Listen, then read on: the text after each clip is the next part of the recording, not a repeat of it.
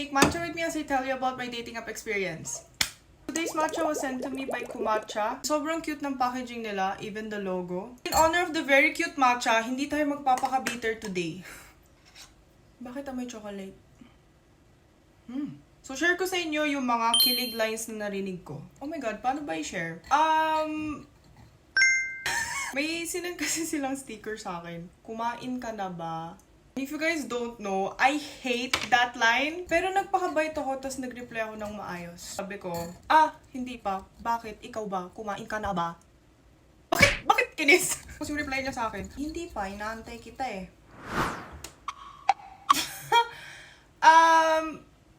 Galing mo dun. Isang time, ang tagal niya kasi mag-reply. Sabi ko, wow, napakabilis ng reply. Sabi niya, sorry, I'll make time kahit busy ako, only for you. Hindi ka naman kailangan, pero thank you sa assurance. So guys, yung update is, isang malaking charot lang lahat to kasi kinuha ko lang sa ChatGPT yung mga kilig lines na yan. Walang bumanat sa akin ng ganon. Wala. What if si ChatGPT na lang landiin natin? Pare-pareho tayo ng kalandian. Ay lang, bye!